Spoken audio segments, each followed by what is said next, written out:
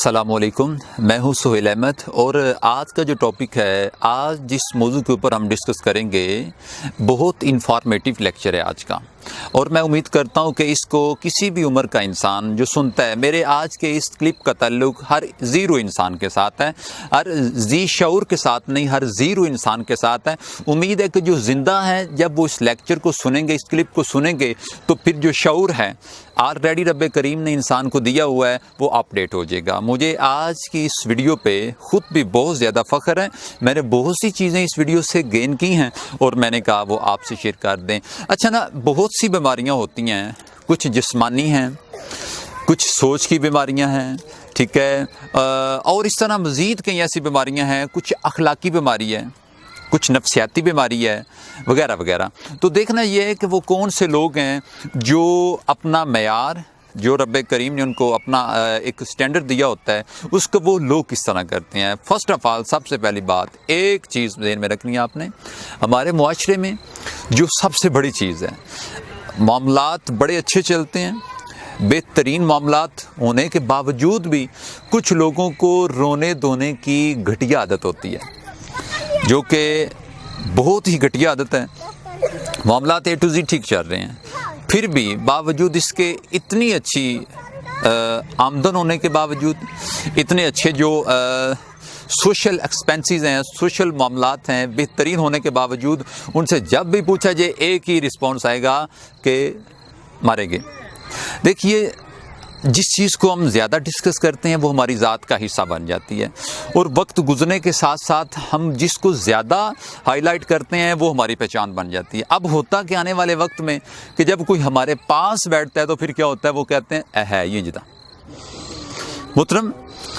جب آپ اکثر لوگوں کے سامنے ایک ہی بات کریں گے، ہائے مارا گیا، ہائے مارا گیا، تو پھر کیا ہوگا، آپ مارے جاؤ گے۔ اس سے ہوگا کیا، دیکھیے یہ بہت بڑی بات ہے، لوگ گلے شکوے والے انسان کو لائک نہیں کرتے۔ اس دنیا میں جتنے بھی لوگ ہیں، کوئی بھی کسی بھی کوالٹی سے، کسی بھی صنف سے، کسی بھی علاقے سے تعلق رکھتا ہے، اس سے یہ پسند نہیں کہ آپ ایشو لے کے آ جاؤ۔ مسائل والا انسان کبھی بھی پریفرنس میں نہیں ہوتا، مسئلہ لے کے کسی کے سامنے نہیں جانا۔ کچھ لوگوں کے پاس بیٹھ جائیں، وہ اتنا روتے ہیں، بندے کو خود کو رونا آ جاتا ہے، اور دوبارہ پھر جب وہ ملتے ہیں بندہ کہتا ہے سوری، میں مصروف ہوں، میرے پاس ٹائم نہیں ہے۔ یار آپ کے حالات جیسے بھی ہیں، کسی کو کیوں بتاتے ہو کہ میرے ساتھ یہ چل رہا ہے؟ دیکھیے، جب اللہ نے آپ کا بھرم رکھا ہوا ہے، تو آپ اپنے پیٹ سے خود کیوں پردہ اٹھا کے لوگوں کو بتاتے ہو کہ یار میں ایسا ہوں؟ خدا را، اگر آپ کا بھرم اللہ نے رکھا ہوا ہے تو مہربانی کیجیے، آپ اس کو قائم رہنے دیجیے۔ ایک بات۔ دوسری بات، اس انسان کو ناکام ہونے سے، زوال پذیر ہونے سے، ذلت کا شکار ہونے سے کوئی چیز بھی روک نہیں سکتی۔ وہ کون سا انسان ہے؟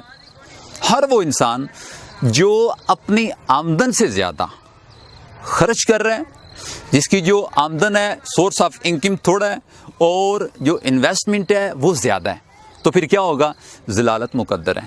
ایک یہ پرسن، اس کو کوئی نہیں بچا سکتا۔ دوسرا، وہ بندہ، یہ تھوڑی سی یوں کہہ لیں کہ ایک اوپن مائنڈڈ بات کر رہا ہوں آپ کے سامنے، جن لوگوں کے چاہے وہ یوتھ سے تعلق رکھتے ہیں، چاہے ان کی صنف لڑکی ہے، لڑکا ہے، مرد ہے، عورت ہے، جس مرد کے عورتوں کے ساتھ، غیر محرم عورتوں کے ساتھ، جس لڑکے کے لڑکیوں کے ساتھ ضرورت سے زیادہ تعلقات ہوں گے، اٹیچمنٹ ہوگی، اس انسان کا جو رزق ہے وہ کم کر دیا جائے گا، وہ جکڑا جائے گا۔ یہ ریلیجیس ویو پوائنٹ سے بات کر رہا ہوں، لیبرل ویو پوائنٹ سے بات کروں تو یہ بات ٹوٹلی غلط ہے۔ ہمارا اسلام اس چیز کی دعوت نہیں دیتا، اس چیز کی اجازت نہیں دیتا۔ اگر اسلام یہ کہتا کہ آپ غیر محرموں سے تعلق رکھ سکتے ہیں، تو پھر اللہ کا قرآن مرد کو کیوں کہتا کہ اپنی آنکھیں نیچی رکھا کرو؟ ایک بات۔ دوسری بات، جو اس چکر میں آ جاتے ہیں، یہ وہ چکی ہے جو انسان کو نہیں بلکہ اس کے پاس جو کچھ ہوتا ہے اس کو ختم کر کے رکھ دیتی ہے۔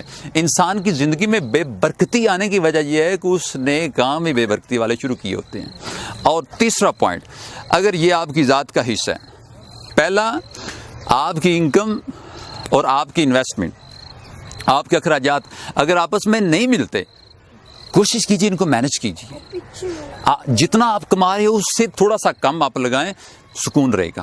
اب جتنا آپ کما رہے ہو اس سے 3 گنا زیادہ لگاتے ہو, سکون بالکل بھی آپ کی ذات کا حصہ نہیں ہوگا. اور تیسری بات, بہت اہم بات ہے یہ شخصی اوصاف میں آتی ہے, شخصی بیماریوں میں آتی ہے. اگر آپ دیکھتے ہیں کہ آپ کے ریلیشن میں, آپ کے تعلق میں وہ لوگ ہیں جو آپ سے بڑے ہیں اور آپ ان سے تعلق بنا کے بیٹھ گئے ہو, پھر ہوگا کیا, پھر آپ کو مقابلہ کرنا پڑے گا. مقابلہ اپنے سے بڑے سے مقابلہ بالکل بھی نہیں.